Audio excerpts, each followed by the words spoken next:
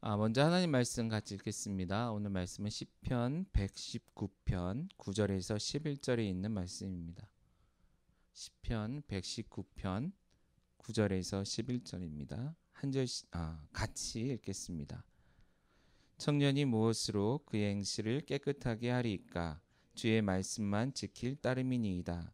내가 전심으로 주를 찾아싸우니 주의 계명에서 떠나지 말게 하소서. 내가 주께 범죄하지 아니하려 하여 주의 말씀을 내 마음에 두었나이다. 아멘. 한 주간도 잘 지냈습니까? 지난주 우리가 예배에 대한 말씀을 같이 나눴죠. 삶의 예배, 우리 삶 전체가 하나님께 드려지는 예배가 되기 위해 어떤 부분들 우리가 신경 써야 되는가 같이 말씀을 나눴습니다. 성경에 근거한 성경적인 예배, 또 함께 모여서 할 수 있는 범위 내에서 함께 드리는 예배, 그리고 영적인 예배, 마음을 다해 드리는 예배, 그리고 삶으로 드리는 도덕적인 예배, 이런 것들의 중요성에 대해서 함께 나눴었고요. 어떻게 한 주간 그런 예배를 드리는 삶을 사셨는지, 혹은 살려고 노력을 하셨는지 궁금하긴 합니다. 사실 쉬운 건 아닌 것 같아요. 그죠? 우리가 살아가는 세상 자체가 그리스도인들이 신앙생활을 하기에, 예배자의 삶을 살아내기에는 참 어려운 환경이긴 합니다. 그렇기 때문에 우리가 계속해서 기억해야 하고 다짐해야 되고 노력해야 되는 게 아닌가, 그런 생각도 듭니다. 오늘은 그 말씀에 이어서 지난주 말씀에서 그 주제에서 처음 다뤘던 성경적인 예배, 곧 삶이 하나님을 예배하는 그런 삶이 되어야 될 텐데, 그러한 성경의 말씀을 근거한 삶을 살아가기 위해 우리는 어떻게 해야 하는가? 말씀을 물론 잘 읽고 깨달아 알아야 되겠죠. 어쨌든 그 부분에 대한 말씀을 좀 다시 한번 점검하며 좀 생각해 봤으면 좋겠습니다. 그래서 오늘 같이 나누는 말씀의 주제는 삶의 예배자, 곧 하나님의 말씀을 따르는 삶이라는 제목으로 함께 나누려고 하고요. 여러분들에게 제가 그 자료를 보내드렸습니다. 여러 성경 구절이 있어요. 그래서 오늘은 같이 말씀 나눌 때에 함께 한 구절 한 구절 우리 찾아서 읽어보면서 또 그 말씀의 뜻을 생각하면서 오늘 주제를 같이 다루면 좋겠다, 이런 생각이 듭니다. 먼저 우리가 하나님 말씀을 읽어야 된다는 얘기는 굉장히 많이 듣고, 또한 배우고 알아야 된다는 얘기는 많이 듣죠. 그래서 어릴 때부터 성경 공부도 많이 하고 성경 통독도 많이 하고, 그런데 막상 오늘날 살아갈 때 여러분 삶에, 특히 비교적 젊은 크리스천들의 삶에서는 이 성경을 읽고 배우는 게 참 쉽지 않은 그런 시대를 살아가는 것 같아요. 대부분 많은 사람들이 바쁘다, 시간이 없다라는 핑계를 대기도 해요. 그죠? 그런데 사실 그들의 손엔 계속해서 스마트폰이나 여러 많은 것들이 쥐어져 있는데, 정작 우리의 영을 살찌게 하고 우리로 하여금 능력 있게 살아가게 하는 하나님의 말씀을 가까이 하기에는 쉽지 않은, 그리고 그럴 시간이 없거나 너무 바쁜 그런 일상을 살아가는 사람들이 참 많이 있다라는 거예요. 자, 이런 상황 속에서 그럴 수밖에 없다라고 포기하기보다는 그럼에도 불구하고 우리가 이 바쁘고 분주하고 또한 다른 것들로 인해서 다른 것을 더 많이 배우고 준비해야 될 것 같은 이런 조바심이 나는 시대 속에서도 왜 하나님의 말씀을 꼭 배워야 하는지, 알아야 하는지, 그 이유를 한번 먼저 생각해 봤으면 좋겠습니다. 여러 가지를 얘기할 수 있는데요. 먼저 디모데후서 2장 15절 말씀을 같이 읽겠습니다. 먼저 첫 번째 말씀이 디모데후서 2장 15절 말씀인데요. 제가 읽겠습니다. 너는 진리의 말씀을 옳게 분별하여 하며 부끄러울 것이 없는 일꾼으로 인정된 자로 자신을 하나님 앞에 드리기를 힘쓰라라고 기록되어 있습니다. 자, 우리가 하나님 말씀을 가까이 하고 그 말씀을 배우고 공부하고 알고 살아가야 되는 큰 이유 중에 하나는, 우리가 이런 삶을 통해서 하나님 앞에 부끄러울 것이 없는 인정된 자, 검증된 자로서 살아가야 하기 때문에 그렇다라는 것입니다. 많은 그리스도인들이 어디 가나 세상의 빛으로 살아가기를 원하죠. 저희 교회도 사명선언문에 각 사람이 각자의 삶의 모든 자리에서 하나님의 나라를 세워가는 이런 삶을 살아가기를 기대하고 있어요. 결국은 그런 것을 기대하는데, 그런 일을 이루기 위해 꼭 필요한 것이 뭔가? 우리가 하나님의 말씀을 분별하고 그 말씀을 알고 가는 것마다 그것을 실천해내는 삶을 살아야 된다는 것이죠. 우리는 그것을 원한다고 말은 하지만 이것이 가능하게 하는 하나님의 말씀을 우리가 알지 못한다면, 깨달아 알지 못한다면 할 수 없기 때문에 그렇습니다. 우리가 기대하는 그런 능력 있는 그리스도인의 삶을 위해서 하나님의 말씀은 반드시 필요한 것이다라는 것을 먼저 우리가 생각했으면 좋겠습니다.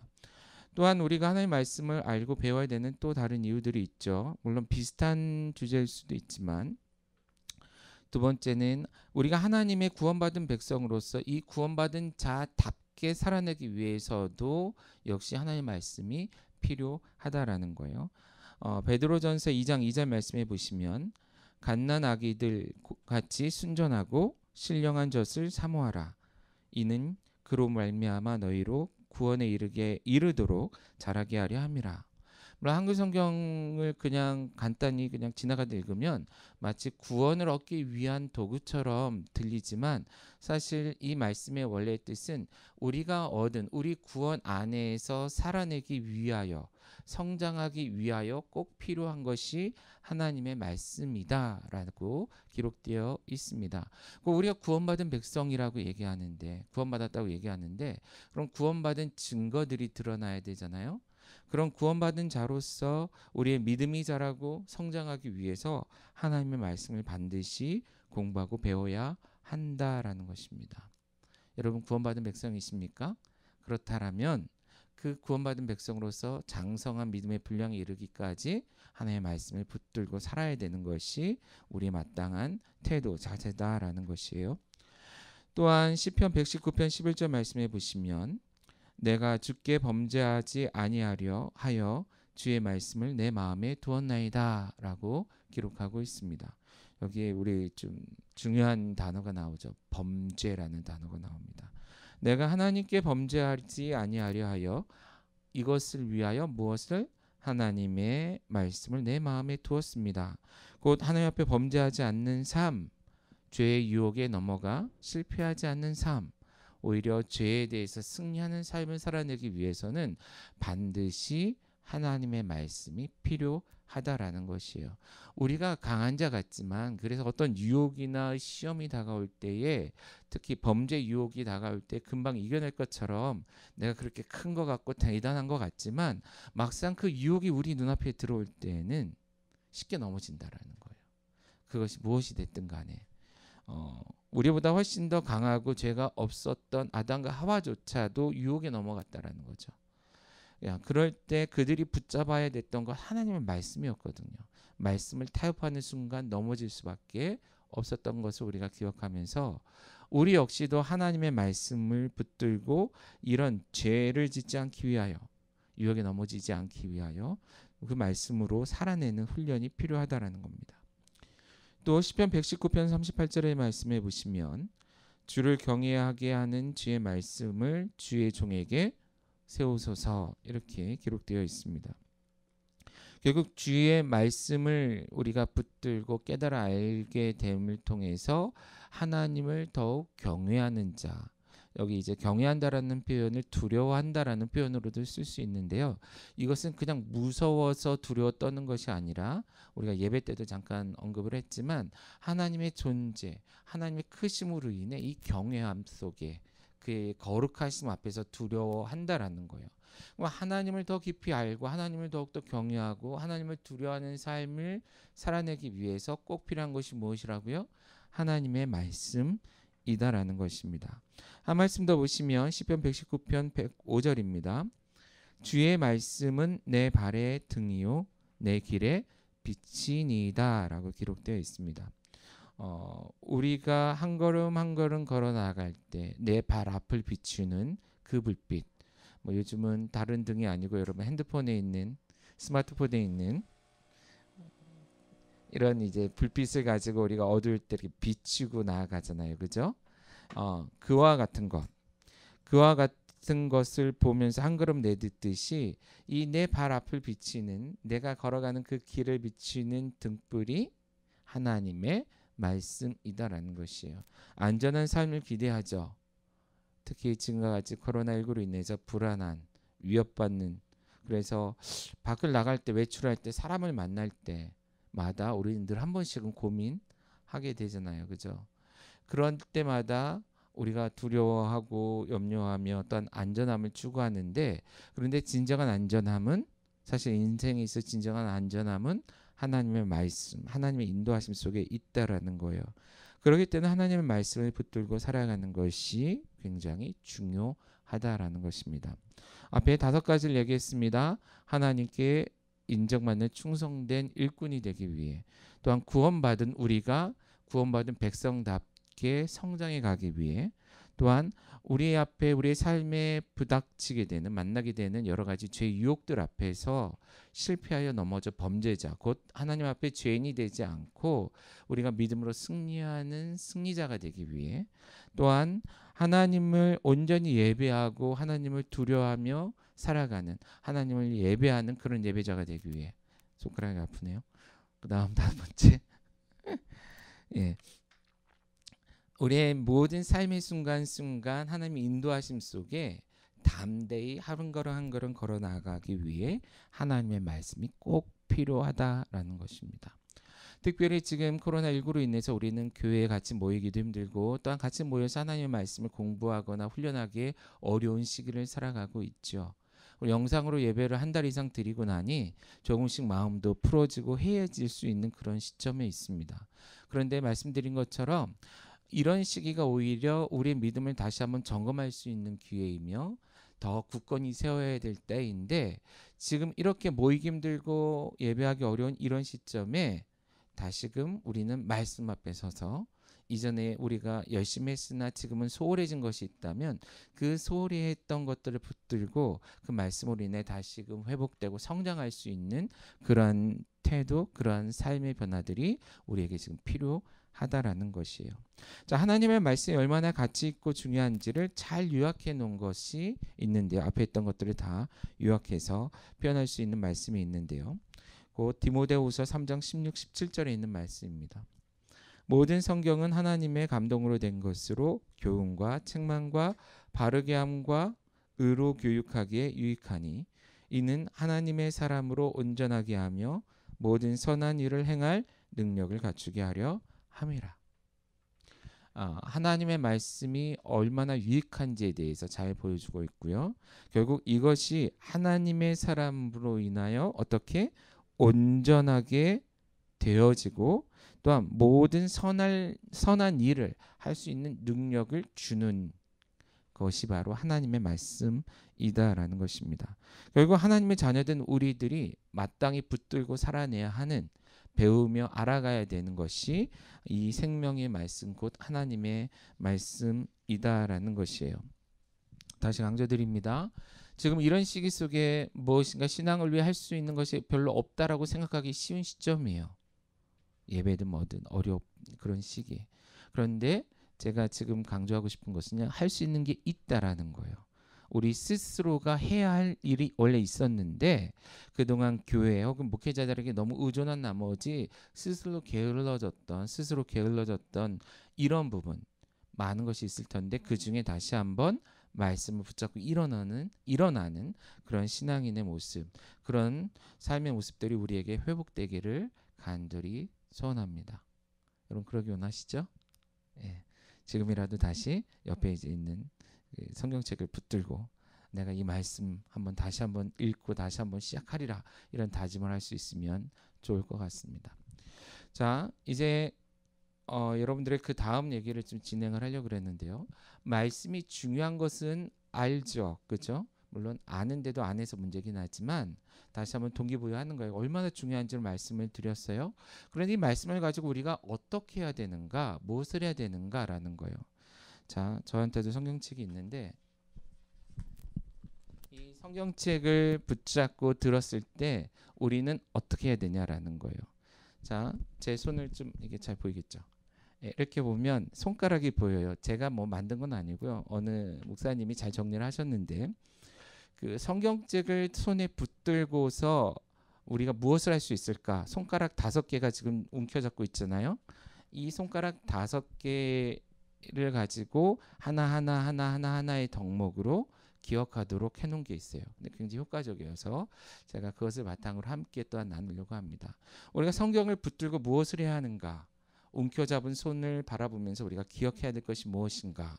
1번부터 5번까지가 있다라는 것이에요.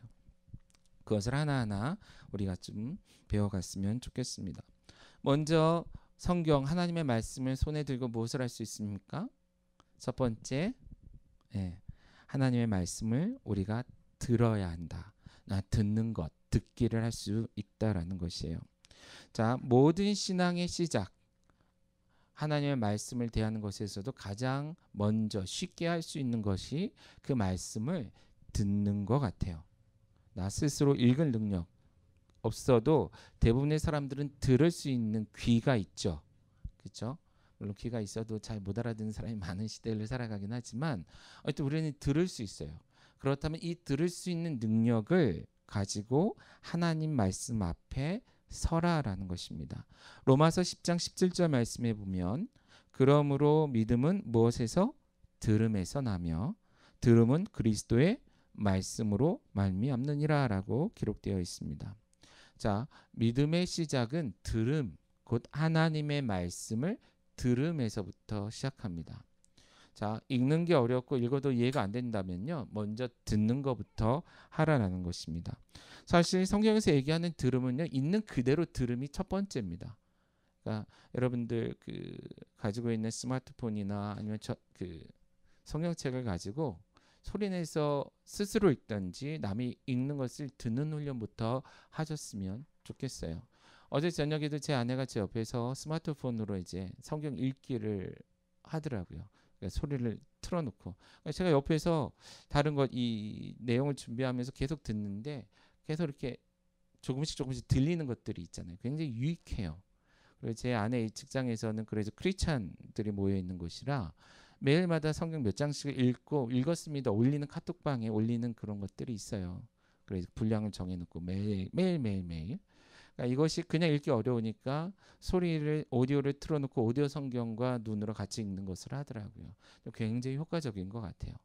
그리고 어쨌든 주어진 분량은 정해진 시간 안에 끝까지 읽어내는데 도움이 되죠. 그렇게 하라라는 겁니다. 그 분량 전체를 다 이해하지 못해도 저처럼 옆에서 귀통량으로 듣던 말씀만 가지고도 이렇게 깨닫고 고백하게 되는 것들이 있더라는 거죠. 최소한 그거부터 다시금 시작하자라는 것입니다. 누가복음 11장 28절에서도요.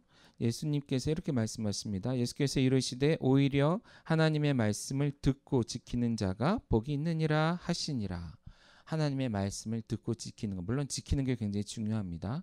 그런데 지키기 위해서 먼저 해야 되는 것, 하나님의 말씀을 들어야 한다라는 것이에요.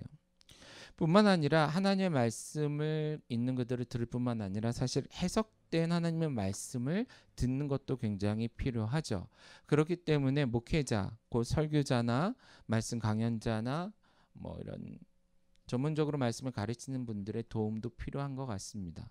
자, 느헤미야 8장 8절 9절 말씀해 보시면 하나님의 말씀을 낭독하고 그 뜻을 해석하여 백성에게 그 낭독하는 것을 다 깨닫게 하니 백성이 율법의 말씀을 듣고 다 오는지라. 이 말씀은 지난주 말씀에도 잠깐 언급했던 말씀이기는 해요. 자, 하나님의 말씀이 잘 들려지기 위해서는요, 누군가는 읽어줘야 되고요, 누군가는 설명해줘야 되는 것이에요.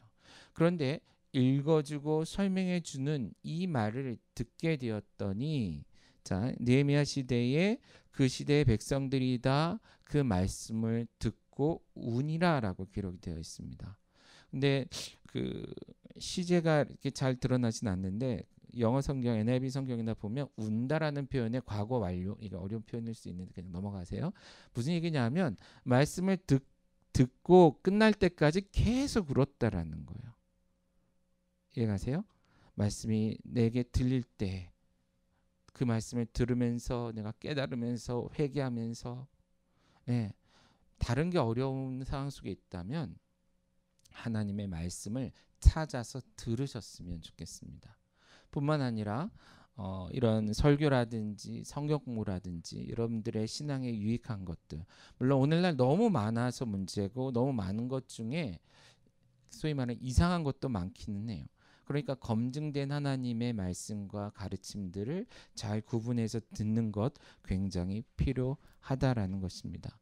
지금 삶의 자리에서 여러분 재택근무하기도 하고 외출하기 어려운 이 시점에 여러분 하나님의 말씀을 들어서 들으시는 훈련을 먼저 시작하셨으면 좋겠습니다. 그것이 가장 쉬우면서도 기본이 되는 첫 번째 단계다라는 거예요. 두 번째, 하나님의 말씀을 들어서 듣다 헷갈리는데 들어서 무엇을 해야 됩니까? 두 번째 나중에 위험하겠네요. 두 번째는 읽는 것을 할 수 있다라는 것이에요. 하나님의 말씀은요, 읽으라고 주신 것입니다. 전시장에 이렇게 서랍장에 전시하는 그런 곳에 넣어놓는 것 아니고요. 집에 성경책 많이 꽂아놨다고 하나님 말씀 많이 하는 거 아니고 하나님 말씀을 손에 들고 읽어야 한다라는 거예요. 요한계시록 1장 3절의 말씀에 보시면 이 예언의 말씀을 읽는 자와 듣는 자와 그 가운데에 기록된 것을 지키는 자는 복이 있나니 때가 가까움이라. 물론 이 말씀에는 읽는 것과 또한 듣는 것, 지키는 것 다 중요하게 얘기합니다. 근데 지금 읽는 걸 얘기하고 있죠. 그죠? 빠지지 않고 나오는 것은 하나님께서 그래서 우리에게 기록된 성경을 주셨다라는 거예요. 그러니 뭐하라? 읽으라라는 것입니다. 디모데전서 4장 13절에도 읽는 것을 강조하고 있습니다. 내가 이를 때까지 읽는 것과 권하는 것과 가르치는 것에 전념하라. 물론 이 말씀은 바울이 디모데에게 준 말씀이고요.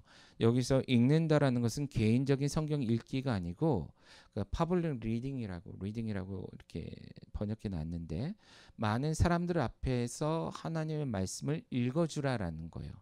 그러니까 그 디모데는 읽어야 되고요. 백성들은 그때 다 성경책을 들고 있지 않으니까 들어야만 했던 것이죠. 그런데 디모데의 관점에서 보자라는 거예요. 디모데가 주의 날에 가까울 때까지 힘써야 되는 것은 하나님의 말씀을 손에 들고 읽어야 되는 거죠. 심지어 소리내어서 다른 사람들이 듣도록 하나님의 말씀을 읽도록 우리에게 주셨다라는 것입니다. 과거 그 성경이 각 나라 말로 번역되기 전에는 읽고 싶어도 읽을 수 없는 것들이었다라는 거예요. 여러분 영어 성경 있죠. 그중에 어떤 분들은 읽고 싶어도 못 읽잖아요. 근데 이게 히브리어 헬라어로 가면 더 어렵죠. 근데 하나님께서 감사하게도 여러분 기독교 역사를 보시면 정말 말도 안 되는 은혜의 방식으로 기적 같은 방식으로 우리에게 한글 성경을 주시고 지금까지 우리가 읽게 하셨다라는 거예요.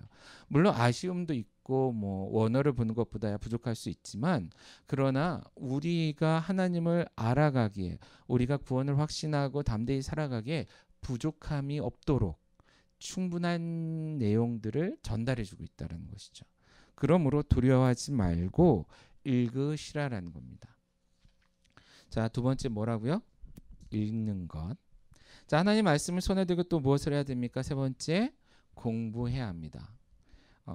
공부하고 연구해야 된다라는 거예요. 사도행전 17장 11절 말씀에 보면 베레아에 있는 사람들은 데살로니가에 있는 사람들보다 더 너그러워서 간절한 마음으로 말씀을 받고 이것이 그러한가 하여 날마다 성경을 상고함으로. 자, 여기서 상고한다는 표현은 이그제민, 결국은 조사한다, 뭐 연구한다, 뭐 이런 뜻일 수 있습니다. 배경은 아실 겁니다. 바울이 그 선교 여행 중에 베레아 지역에 가게 돼요. 근데 그 사람들이 그 바로 직전에 있다가 쫓겨왔는데 그 데살로니가 사람들보다는 너그럽다, 한글은 너그럽다 되어 있는데 너블이라는 단어를 썼고요. 그러니까 조금은 학문적이다, 학구적이다, 조금 지식 수준이 있었다. 그러니까 듣는 대로만 그래요라고 넘어가지 않고 들은 말씀이 정말 그런가 하고 말씀을 찾아봤다라는 거예요. 구약 말씀도 정말 그러네 이런 식으로 연구를 했다라는 것이죠. 그들이 날마다 성경을 상고했다라는 거예요. 자, 바울을 통해 듣고 들은 것을 고민하면서 실제 찾아보고 연구했다라는 것입니다. 잠언 2장 4절에서 9절 5절까지의 말씀에도 보면 은을 구하는 것 같이 그것을 구하며 감추어진 보배를 찾는 것 같이 그것을 찾으면 여호와 경외하기를 깨달으며 하나님을 알게 되리니. 자, 여기서는 은을 구하는 것처럼 오늘날 은값이 싸서 여러분들이 동기부여가 안 될 수 있는데 뭐가 있을까요? 뭐 다이아몬드가 됐든 로또가 됐든 뭐가 됐든 간에 정말 귀한 것을 찾는 마음으로 구하는 마음으로 구하라라는 것이고 감추어진 보배를 찾는 것처럼 찾으라라는 거예요. 파고 연구하고 연구하라라는 것입니다. 그러다 보면 하나님을 알게 될 거라는 거예요. 하나님을 경외하게 될 거라는 거죠. 자, 이러한 태도가 오늘날 굉장히 필요합니다. 자, 오늘날 이단에게 끌려다니는 사람들이 많습니다. 이 사태 속에서도 이단들에 대한 조명들이 또 되고 있는데 여러분 이단에 끌려가는 가장 큰 이유 중에 하나는 성도들이 그 말씀을 스스로 깨달아 알 수 있는 능력이 부족하기 때문이 아닌가 조심스럽게 생각해 봐요. 물론 여러 가지가 있을 수 있겠지만 똑같은 말씀을 우리는 배우는데 이단들은 이 성경 말씀을 가지고 이상한 결론을 내리는데도 불구하고 사람들이 그렇게 따라간다라는 거예요. 그냥 들은 대로만 네 그런가요 하고 따라갔기 때문이라는 거죠. 하나님께서 우리 손에 이런 책을 주셨고 성경을 주셨고 또한 뭐 돈도 들이지 않고도 요즘은 책을 빌리잖아요. 수없이 많은 책들과 또한 조금만 전화 한 통화를 하든 뭐 메시지를 보내든 찾아가든 묻고 들을 수 있는 좋은 선생들이 있는데 공부하지 않는다라는 거예요. 이런 얘기하면 안 되는데 게으르다라는 거예요. 그러나 우리가 이런 시대 속에서 믿음이 성장하고 또 혼란한 이 시대 속에서 우리의 믿음을 지키며 살아내기 위해서 꼭 필요한 것은 우리 스스로가 하나님의 말씀을 연구할 수 있는 힘을 키워야 된다는 거죠. 그러라고 주셨다라는 거예요. 하나님은 하나님의 진리에 대해서 부끄러워하지 아니하세요. 걱정하지 않으세요. 언제든지 갖고 오라고 말씀하세요. 숨기실 이유가 없는 거죠. 그러니까 우리 손에 주셨다라는 거예요. 이 주신 말씀을 손에 들고 세 번째 뭐 하라고요? 연구하는 태도가 필요하다라는 것입니다. 자, 네 번째 하나님의 말씀을 가지고 무엇을 해야 합니까? 암송 기억하라라는 거예요. 근데 암송하라, 기억하여 입으로 고백할 수 있게끔 준비하라라는 것입니다. 왜 암송해야 합니까? 사람들은 그냥 암송 대화 같은 거라고 이걸 막 자랑처럼 박수 쳐주고 이것도 중요해요. 교회 안에서 어떤 활동으로. 근데 실제 우리가 하나님의 말씀을 왜 암송해야 합니까?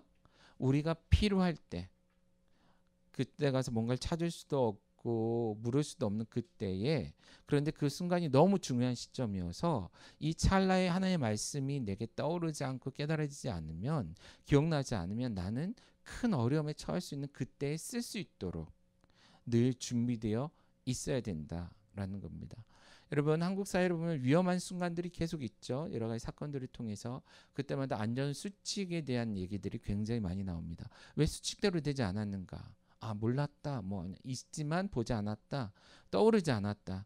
여러분, 위기 순간에 내게 떠오르지 않으면 사실은 모르는 거거든요. 책에 있는 거 중요하지 않아요. 내가 물에 빠져 죽는 그 순간에 어떻게 할까? 절벽에 떨어졌을 때 어떻게 할까? 내가 차에 치였을 때 어떻게 할까? 어떤 위기 순간이 찾아왔을 때 나는 어떻게 해야 되는가 기억해야 된다는 거죠. 코로나19 이때도 지금 계속해서 메시지 날라오는 게 뭐예요? 안전수칙이 계속 날라오잖아요. 여러분 전화기를 통해서. 어떤 위험에 노출되는 순간에 그게 떠오르지 않는다면 우리는 결국은 감염될 수밖에 없는 거죠. 암송을 한다는 것은 그런 위기 순간에 나 스스로가 그것을 끄집어 쓸 수 있는 수준이 된다라는 겁니다. 그러니까 한번 외웠으면 끝나는 게 아니라 계속 되뇌이며 반복을 해야 한다라는 것이죠. 시편 119편 9절에서 11절 오늘 본문이기도 한데요. 이 말씀 다시 한번 읽겠습니다. 청년이 무엇으로 그의 행실을 깨끗하게 하리까? 주의 말씀만 지킬 따름이니이다. 내가 전심으로 주를 찾았사오니 주의 계명에서 떠나지 말게 하소서. 내가 주께 범죄하지 아니하려 하여 주의 말씀을 내 마음에 두었나이다. 하나님의 계명, 하나님의 말씀을 지키며 살아가기 위해 그 말씀을 늘 내 마음에 두었습니다. 기억하고 있습니다. 붙들고 있습니다. 이런 표현이고요.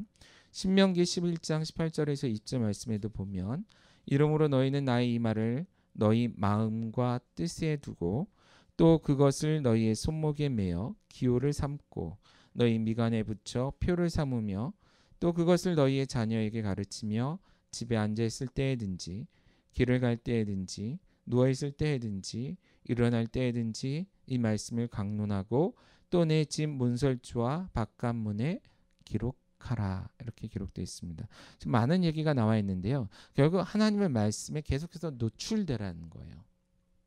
그리고 그것을 어디서나 말하고 강론하고 설명하고 다니라는 거죠.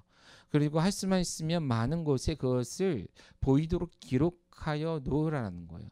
근데 기록해 놓으면 이게 하나의 부적 같은 역할을 하나요? 그런 의미가 아닙니다. 어떤 종교에서는 뭘 써놓으면 어떤 걸 막고 이런 게 있는데 하나님 말씀의 순기능엔 그런 건 없어요. 문 앞에다 하나님 말씀 기록해놨다고 뭐가 안 들어오고 들어오고 이런 거 없어요. 그런 게 아니고요. 우리가 어디에나 하나님 말씀을 기록해야 한다면 그것은 우리가 그것을 보며 기억하고 외우며 또한 그 말씀을 우리가 필요할 때 떠올라서 우리의 삶의 매 순간순간 사용할 수 있도록 하기 위함일 것입니다. 그렇게 하라고 성경은 우리에게 강하게 요청하고 있어요.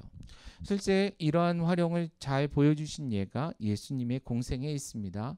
예수님께서 40일을 금식한 이후에 사탄으로부터 마귀로부터 세 가지 시험을 받게 되시죠. 그런데 이 세 가지 시험 모두 아주 한 방에 다 표현이 좀 한 방 한 방 세 방으로 끝내주시는데 그때 무엇을 사용하십니까? 하나님의 말씀을 사용하세요. 근데 이 말씀 그때 가서 두루마리 성경을 꺼내나요? 그게 아니에요. 바로 그 질문, 그 요청 앞에서 예수님은 그 말씀, 꼭 필요한 하나님의 말씀을 바로 가져다가 사탄에게 한 방을 먹이신다라는 거죠. 결국 이 말씀은 예수님께서 암송하고 있던, 알고 계시던 말씀이었다라는 거예요. 그래서 마태복음 4장 4절, 7절 그리고 10절 말씀에 보면 다 공통되게 나오는 게 뭐냐면 다 읽진 않겠습니다. 근데 이 세 구절에 공통되게 나오는 표현이 뭐냐면 기록되었을 때라는 표현이 나와요. 예수님께서 사탄에게 마귀에게 이르시되 근데 이럴 때 뭐라고 얘기하냐면 자 기록되었을 때 이러이러하다라고 말씀을 하신다라는 거예요. 성경이 기록된 것을 예수님은 알았고 그것이 하나님의 말씀인 줄로 확신했기 때문에 눈앞에 있는 사탄의 유혹 앞에서 사탄 앞에서 하나님의 말씀을 들이밀며 이 말씀이 너의 유혹보다 너의 시험보다 훨씬 더 우선이다, 우월하다, 강하다라는 것을 강조하고 있는 것입니다. 결국 이렇게 우리가 필요할 때에 기록된 하나님의 말씀입니다라고 얘기할 수 있도록 하기 위해 우리는 말씀을 암송할 수 있어야 된다라는 거예요. 물론 누군가가 우리에게 질문할 때는 스마트폰에 이제 검색 기능을 통해서 말씀들을 찾아요. 그래서 옛날만큼 그렇게 많이 암송을 안 하는 것 같기도 해요. 물론 저만 해도 그런 부분들이 있는데 하지만 꼭 필요한 우리 인생의 중요한 말씀들은 사실은 암송하면 좋습니다. 실제 이스라엘의 아이들은 어릴 때부터 말씀을 암송하며 자란다 그러잖아요. 유대인들은 그래서 거의 그 말씀들 거의 다 외우고 경전이라고 하면서 외우고 산다고 하잖아요. 그렇죠? 우리도 사실은 그래야 한다라는 것이죠. 자, 그런데 우리가 암송을 한다 할 때 많은 사람들이 머리에 기억한 걸로만 생각해요. 너 이거 알아? 알아. 그러면서 어디를 쥐어짜죠? 머리를 쥐어짜요. 근데 저도 이제 나이가 멀고 갈수록 기억력이 자꾸 떨어져요. 친구 이름도 기억 안 날 때 있고 전화번호는 말할 것도 없고요. 큰일 났다 이럴 때가 있는데 우리가 하나님의 말씀을 머리에만 저장을 하면 암송을 머리에다만 한다면 오래가지 않습니다. 근데 성경을 보면 머리에 기억하라라고 하지 않아요. 성경의 표현들은 마음에 새기라라고 얘기합니다. 그리고 그것을 어디서나 말하라라고 얘기해요. 그러면 성경을 우리가 배울 때 성경을 들고 사용하는 그 암송에 있어서 우리가 암송은 어디다 하는 거예요? 마음에 새기고 입술에 새기는 겁니다. 그래서 늘 우리의 마음에서 들려오듯이 그 말씀이 떠오르고 또한 늘 입술에 붙은 것처럼 말로 할 수 있을 정도로 해야 한다라는 것이죠. 실제 시편 40편 8절 말씀해 보시면 나의 하나님이여 내가 주의 뜻 행하기를 즐기오니 주의 법이 나의 심중에 있나이다 하였나이다. 주의 법이 나의 심중에 있나이다. 하나님의 말씀이 내 마음에 내 안에 있습니다 라고 고백하는 것을 보게 됩니다. 여러분 하나님의 말씀을 그렇게 보셔야 됩니다. 한국 교회뿐만이 아니라 많은 교회들이 설교를 반복적으로 듣는 것에 있어서 되게 부담스러워하는 것 같아요. 좋아하지 않는 것 같아요. 그래서 목사님이 재작년에 했던 설교 본문을 가지고 설교를 또 하시면 이거 전에 하셨는데요 이렇게 얘기하는 분들도 많은 것 같아요. 물론 이해는 해요. 이제 목사님이 너무 게을러지면 그것도 문제긴 하겠지만 반면에 중요하기 때문에 반복할 수 있죠. 물론 똑같은 설교문을 가지고 똑같이 재탕하는 건 좀 문제가 될 수 있지만 2년 전에 나눌 때 지금 나눌 때 그 말씀이 주는 그 무게는 다를 수 있거든요. 그러니까 이것을 내가 전에 들었냐 아니냐가 아니라 내가 이 말씀을 지금 암송하며 이 말씀을 지키며 살아가고 있느냐 아니냐가 우리의 기준이 되어야 하는데 어느 순간 우리가 머리로 신앙생활하는 데 익숙해져서 나 이거 아는데 나 이거 들었는데 전에 또 들었었는데 근데 왜 또 얘기하겠어요? 들은 것 같이 안 하니까. 그러니까 어느 순간 잔소리하듯 하는데 사실 좋은 의미로 반복하는 게 맞거든요. 그것만 하면 문제겠지만 결국 그렇게 주어지는 말씀들이 반복적으로 준다면 그것은 중요하다 생각하고 우리가 공부할 때 이렇게 빨간 펜으로 이렇게 줄 긋고 동그라미 하고 별표 3개 하듯이 그런 말씀들을 암송해 갈 수 있으면 좋겠다라는 겁니다. 이번 주에 가능하다면 우리 건강한 교회도 그런 훈련을 좀 했으면 좋겠습니다. 매일 하나씩 외우는 건 좀 어려울 수 있지만 이번 주 우리가 같이 외우면 좋을 말씀을 좀 추천해서 저희가 함께 외우고 또한 그 말씀을 가지고 내가 하루를 살아가면서 한 주를 살아가면서 혹 그 말씀이 떠올라서 내가 이제 이렇게 저렇게 했던 것들에 대한 그런 삶의 나눔이 있다면 굉장히 풍성하지 않을까 그런 생각을 해봅니다. 자, 손가락 5개 중에 지금 4개를 했습니다. 첫 번째 뭐였죠? 듣기. 두 번째 읽기. 세 번째 공부하기. 네 번째 암송하기. 마지막은요? 물론 지키기 이러고 싶겠죠. 그죠? 근데 지키는 건 이것 다 가지고 성경을 사실은 내려놓고 나가서 해내는 거예요. 이거 들고 나가면서 지키고 살지 않잖아요. 여러분 일할 때 이거 들고 이렇게 때리는 거 아니죠. 어쨌든 그러지 않잖아요. 그죠? 지키기 전에 하나 더 할 게 있다라는 거죠. 지키며 생활하기 전에 무엇일까요? 우리가 암송한 말씀들, 읽는 말씀들, 공부하는 말씀을 뭐하는 것? 묵상하는 것. 어떤 면에서 손가락을 밑에서부터 진행을 했는데 그만큼 쉽고 어려운 것 그리고 가볍고 깊은 것 이것은 듣고 잊어버리는 게 많죠. 그죠? 읽는 게 조금 더 오래가고 공부한 것, 암송한 것. 근데 진짜 우리에게 오래 남는 하나님 말씀 공부는 우리 마음속에 오랫동안 묵상한 것일 거라는 것이죠. 우리가 하나님의 말씀을 묵상할 때에 하나님의 말씀의 참된 의미를 깊이 깨달아 알 수 있게 됩니다. 이것을 위해서 묵상해야 한다라는 거예요. 실제 성경에서도 하나님의 말씀을 묵상하는 것이 얼마나 중요한가. 그냥 기억하고 암송하고 그래서 필요할 때마다 잘못하면 이게 잔소리하듯이 쫓아다니면서 하나님의 말씀을 인용해서 막 얘기하는 사람이 될 수도 있는데 그게 아니라 그 말씀의 참된 뜻을 전하고 드러내며 살기 위해 꼭 필요한 행동이 뭐냐? 묵상이다라고 얘기한다라는 거예요. 시편 1편 1절에서 3절입니다. 잘 아시는 말씀일 텐데 제가 읽어드릴게요. 복 있는 사람은 악인들의 꾀를 따르지 아니하며 죄인들의 길에 서지 아니하며 오만한 자들의 자리에 앉지 아니하고 오직 여호와의 율법을 즐거워하여 그의 율법을 주야로 묵상하는도다. 그는 시냇가에 심은 나무가 철을 따라 열매를 맺으며 그 잎사귀가 마르지 아니한 같으니 그가 하는 모든 일이 다 형통하리로다. 이 말씀은 그 삶의 형통함의 비결을 설명해 줘요. 그런데 형통한 삶을 위해서 우리가 꼭 해야 되는 것이 무엇인가? 중간에 보시면 오직 여호와의 율법을 즐거워하여 즐겁기 때문에 그 율법을 주야로 낮이고 밤이고 그렇죠? 묵상하는 자다. 묵상하는 것이다라고 말씀하고 있다라는 것입니다. 보통 묵상하는 것을 그 소의 되새김에 많이 비유합니다. 한번 들어갔던 것을 다시 끄집어내서 깊은 맛이 나도록 완전히 소화될 만큼 씹어내는 것을 얘기하죠. 그와 같이 계속해서 반복적으로 씹고 씹듯이 하나님의 말씀을 계속해서 묵상하는 것, 그 의미를 깨달아 알고자 노력하는 것이 굉장히 중요하다라는 것이에요. 자, 이런 과정이 쉽게는 아니죠. 이런 과정이 제대로 되기 위해서 이렇게 하라고도 얘기할 수 있습니다. 하나님의 말씀을 마치 기도하는 마음으로 기도하듯이 묵상하십시오. 혹은 기도하면서 묵상하십시오. 생각하십시오.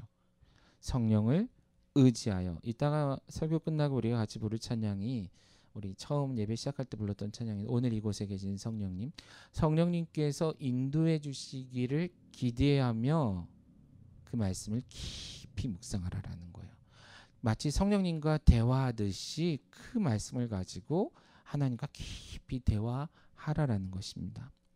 여호수아서 1장 8절에서도 묵상의 중요함을 강조하고 있습니다. 이 율법책을 내 입에서 떠나지 말게 하며 주야로 그것을 묵상하여 그 안에 기록된 대로 다 직행하라. 그리하면 내 길이 평탄하게 될 것이며 내가 형통하리라. 시편 기자와 동일하게 형통한 삶의 비결이 하나님의 율법책 곧 하나님의 말씀을 묵상하는 것. 그것도 주야로. 이해가세요? 그러니까 굳이 큐티집만 들고 다니고 오늘 큐티 했어 이게 아니라 그것은 그냥 큐티 묵상을 위해 반드시 해야 되는 시작인 거고 그것이 큐티 시간 묵상 큐티집이나 이런 개인의 경건의 시간이 끝난 뒤가 진짜 묵상 시간이라는 거예요. 내 삶의 순간순간 계속해서 그 말씀의 지도함을 받으면 살아갈 때에 우린 형통할 수 있다라는 것입니다. 누가복음 6장 45절에서도 선한 사람은 마음에 쌓은 선에서 선을 내고 악한 자는 그 쌓은 악에서 악을 낸다라고 말합니다. 이는 마음에 가득한 것을 입으로 말하기 때문이다라고 설명하고 있어요. 마음에 무엇이 쌓여 있느냐가 결국 우리가 선이냐 악이냐를 결정하게 된다라는 거예요. 우리가 하나님의 말씀을 주야로 묵상한다면 우리는 선한 삶을 살아낼 것이고요. 세상의 여러 가지 그 욕심에 이끌린 많은 것들을 주야로 묵상한다면 우리는 악한 삶을 살아갈 수밖에 없다라는 거예요. 재밌는 것은 선한 삶을 살아가는 사람들도 늘 선한 고민을 하듯이 범죄를 저지르고 나쁜 짓 곧 악을 행하는 사람들도 쉬지 않고 그 일을 해요. 근데 안타깝게도 오늘날에는 악인들이 더 열심히 연구하는 것 같아요. 그래서 뭔가 좋은 게 나와도 어느샌가 이렇게 빈틈을 통해서 막 이게 잘못되어 있는 어떻게 이렇게까지 했을까? 오늘날 인터넷에 달구고 있는 많은 사회적인 문제들만 봐도 와 이걸 갖고 그렇게 썼다고? 텔레그램을 통해서 이루어지는 그런 이야기들도 보면 원래 그러라고 만들어 놓은 게 아닌데 그렇게 해서 말도 안 되는 짓 해놓은 거잖아요, 그죠? 자, 그런 삶이 되지 않기 위해서는 우리 안에 하나님의 말씀을 쌓아야 하는 것이죠. 그런 삶을 살아갈 때에 하나님 앞에 또한 세상 앞에 사람들 앞에서 바른 삶을 살아냈을 뿐만 아니라 하나님 앞에 형통한 그런 삶을 살아갈 수 있다라는 것입니다. 자, 말씀을 마무리하기 전에 한번 점검을 해보죠. 자, 하나님의 말씀을 공부해야 되는 이유는 알아가야 되는 이유는 앞에 말씀을 드렸고 자 그러면 알아가기 위해 우리는 무엇을 할 수 있는가? 첫 번째 뭐라고요?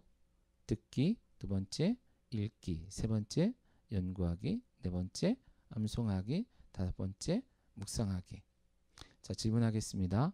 여러분 지금 무엇에 힘쓰고 있습니까? 이 모든 것들을 잘 하고 있습니까? 노력하고 있습니까? 네, 노력하고 있으면 감사하고요. 쉬운 거 아니에요. 말씀드린 것처럼 오늘날 어디를 다녀도 하나님 말씀이 잘 들리지 않아요. 크리스찬들이 모여도 하나님 말씀 얘기를 하지 않아요. 심지어 목사님들이 모여서 오랜 시간 대화를 해도 하나님 말씀을 얘기하지 않을 때가 많아요. 그러니까 듣기 힘든 시대입니다. 요즘 핸드폰을 계속 막 뉴스도 보고 하지만 하나님 말씀이 그곳에서 보여지지 않아요. 의도적으로 앱이 있잖아요. 켜봐요 해야만 앱을 열어서 성경 말씀을, 그것도 설교 본문 정도만 열어보는 그런 시대, 읽기 어려운 시대를 살아가고 있어요. 책도 자료도 너무 많은데 공부하지 않죠. 왜냐하면 오늘날 공부할 게 너무 많아요. 취준생들 특히 얼마나 공부할 게 많아요. 그 와중에 성경을 공부한다? 되게 어렵죠. 미리미리 해놓지 않으면 나중에 어려울 수밖에 없습니다. 요즘도 외울 게 너무 많죠. 그렇죠? 대학 가기 위해 얼마나 많은 거 외웠어요. 근데 막상 대학 가고 나니까 공부가 이제 그렇게 열심히도 안 했으면서 지겹다 그러고 외우지 않잖아요. 그렇죠? 적어놓지도 않고. 심지어 하나님 말씀 묵상하는 것 참 힘든 시대인 것 같습니다. 여유가 없죠. 여유가 참 없습니다. 사실은 묵상한다는 것은 삶에 좀 여유가 있어야 되거든요. 굉장히 없습니다. 자, 지금 제가 이렇게 쭉 얘기할 때에 어렵다라는 얘기를 하고 있습니다. 예, 어렵죠. 어려우니까 하나님께서 그렇게 하라라고 명령하시는 거예요. 어렵기 때문에 이런 인간의 본성을 거슬러서 해야만 하는 일이기 때문에 하나님께서는 그것을 하도록 요구하시는 겁니다. 그러니 모든 것들을 하시는 가장 근본적인 이유는 물론 이제 이것을 통해 하나님의 경외함이 회복될 수 있고 하나님을 알아감이 이루어지지만 결국 이것이 누구를 살려요? 우리를 살리기 때문에 하나님의 백성된 우리, 하나님의 구원받은 우리를 살아나게 하고 형통하게 할 수 있는 그것이기 때문에 하나님은 우리에게 그것을 요청하는 것입니다. 그러면 어떤 종교적인 의무로 내가 하루 이만큼 하지 않으면 안 돼. 이런 좀 제 표현을 좀 골라 써야 되는데 좀 어쨌든 유치한 접근이 아니고 이것이 내가 정말 필요한 것이기 때문에 꼭 필요한 것이기 때문에 할 수 있으면 좋겠다 이런 생각이 있습니다. 그리고 그러기를 간절히 소원합니다. 여러분들이 또한 그런 마음을 가지고 하나님 말씀에 나아갈 때 또한 그때 우리가 가져야 되는 마음가짐과 태도가 있습니다. 그 부분까지만 보고 오늘 말씀을 정리할게요. 마무리할게요. 자, 이렇게 하나님 말씀이 중요한 것을 알고 그 앞에 나아가려 할 때에 우리가 마땅히 하나님께 나 스스로 고백하며 구해야 될 게 있다라는 거예요. 자, 시편 119편 73편 말씀해 보시면 주의 손이 나를 만들고 세우셨사오니 내가 깨달아 주의 계명들을 배우게 하소서. 배우고자 하는 마음가짐이 있어야 된다라는 거예요. 119편 125절에도 나는 주의 종이오니 나를 깨닫게 하사 주의 증거들을 알게 하소서. 알고자 간절히 구하는 마음이 필요하다라는 겁니다.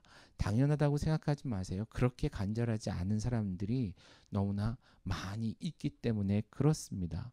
집에 성경책이 여러 권이 있지만 읽기 어렵다는 이유로 안 읽고 지나가는 시기들이 참 많잖아요. 목회자인 저도 사실은 그 부분을 솔직히 커밍아웃 하라면 지나칠 때도 많거든요. 어려운 거예요. 그러니까 어려우니까 안 해도 된다는 게 아니라 어려우니까 함께 해야 되는 것이고 나 스스로 못하기 때문에 하나님께 도움을 구해야 하는 겁니다. 하나님, 나로 하여금 하나님의 말씀을 듣고 읽고 공부하며 암송하고 묵상하도록 해 주십시오. 또한 그것을 통해 하나님을 더 깊이 알도록 도와주십시오. 내가 주님 앞에 나아갑니다 라고 고백할 수 있는 우리가 되어야 한다라는 것입니다. 특별히 우리가 다음 주일이 부활주일인 걸로 알고 있습니다. 물론 오늘 주제로 좋았을 것은 고난에 대한 설교일 수 있는데 우리 물론 중요해요. 다음 주에는 부활절 설교를 할 텐데 한 주간 하나님의 말씀, 특별히 예수님의 고난과 죽으심 그리고 부활하심과 우리에게 생명 주심에 대한 말씀을 여러분들이 찾아서 읽으셨으면 좋겠습니다. 이제 적어도 어디 있는지는 알잖아요. 그렇죠? 목사님이나 누군가가 읽기표를 주고 이거 언제까지 읽어 이런 접근이 아니고요. 여러분들이 이 고난 주간을 가장 의미 있게 하나님 앞에 보낼 뿐만 아니라 내게 주신 하나님의 구원, 예수 그리스도의 그 부활의 능력을 경험하는 자, 고백하는 자 되기 위해 스스로 그 말씀들을 찾아서 처음엔 듣고 읽고 또한 못 봤던 것, 놓쳤던 것들 있으면 연구하고 그 중에 우리에게 정말 중요한 말씀들이 있다면 암송하고 그것을 삶에서 기억하여 묵상하며 만나는 사람들과 함께 이야기하고 더 나아가서 삶에서 그것을 실천해낼 수 있는 그러한 삶이 되어지기를 간절히 소원합니다. 만약에 우리가 그렇게 한 주를 보낼 수 있다면 어떤 의식이나 어떤 이벤트나 우리는 또 교회 창립주일도 같이 겸해서 보내는데 어떤 그런 이벤트나 어떤 행사가 아닌 그것으로 인해서 우리가 받게 되는 어떤 유익보다 훨씬 더 큰 성장이 성숙이 있지 않을까 그런 생각이 들고요. 그럴 거라고 저는 믿고요. 그런 노력을 함께 해 나가셨으면 좋겠습니다. 똑같이 할 수는 없습니다. 누군가는 정말 이번 기회에 하나님 말씀을 깊이 파셨으면 좋겠고요. 누군가는 이전에 못했던 거라면 조금이라도 시도하셨으면 좋겠습니다. 한 번에 5단계에 못 간다면 안 하던 듣기부터 읽기부터 하나씩이라도 시도하셨으면 좋겠습니다. 그렇게 조금씩 우리의 삶에서 날마다 성장해 갈 수 있다면 우리가 지난주 이번 주 같이 강조하고 있는 것처럼 삶의 예배자 그것이 교회에서 모이든 집에서 모이든 직장에 있든 어디 있든 간에 우리는 우리가 서 있는 곳에서 삶의 예배자가 될 거고 그런 삶의 예배자가 된 우리가 교회에 함께 모여서 회중으로 예배를 드릴 때는 말 그대로 모두가 예배 인도자와 같이 하나님을 온전히 예배하는 그런 예배가 회복될 수 있을 거라 기대합니다. 그런 예배를 꿈꾸고 그런 예배가 드려지는 교회가 건강한 교회이기를 간절히 소원합니다.